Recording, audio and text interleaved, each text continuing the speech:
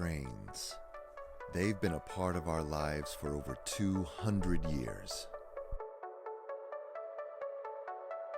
All colors, all shapes,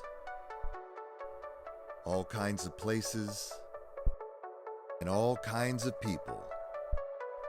Hundreds of millions rely on them every single day. They come and they go. And there's a train story that happened in 1862 that led to the creation of the Medal of Honor.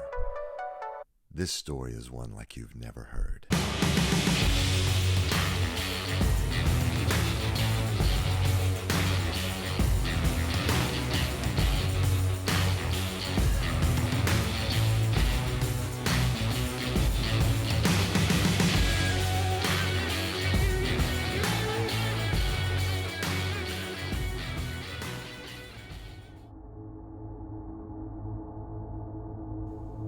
In April of 1862, the Civil War was raging, and the Union Army was pushing deeper into the South.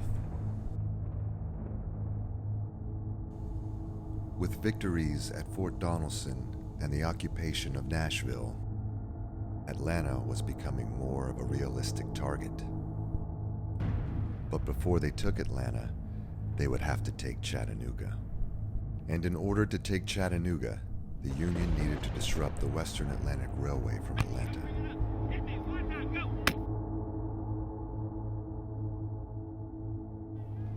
A Union spy named James Andrews hatched an audacious plan to do just that. Growing up in Chattanooga, Tennessee, I was around a story quite a bit when I was a child.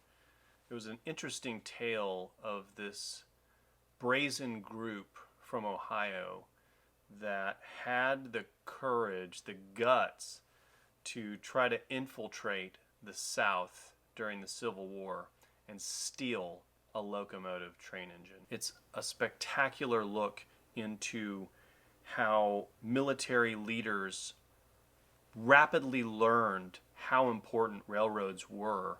We've seen the impact of the Great Locomotive Chase on both world wars. We've seen it across the planet in wars of all kinds. And Andrews Raid is a story that needs to be told. It's a story that needs to be shared. It's also taught us a lot about espionage. This was one of the first spy missions that we know of during the American Civil War, sent to deliberately sabotage the supply lines of the Confederacy. As it turned out, it was a massive failure. Tragically, most of the men in the party were rounded up and subsequently executed. And the fact that James Andrews was a civilian leading this operation goes to show that during that time in history, it was all hands on deck. And I think that really speaks to the American spirit. April the 12th, when Andrews and his party, they had set out from Shelbyville 24 strong. Andrews had provided them with a cover story that they were from Flemingsburg in Kentucky.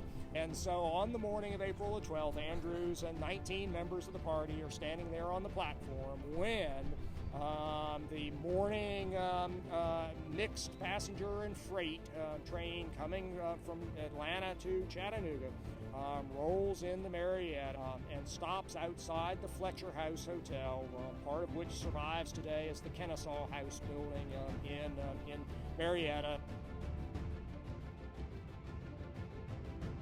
Andrews and 19 members climb on board that locomotive. They scatter themselves through the couple of coaches, and they then ride northward to the breakfast stop at Big Shanty.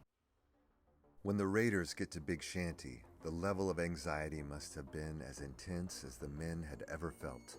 The rebels had no idea an attack was imminent, and in the coming hours be a part of a locomotive chase that would go down in history as Andrews Raid.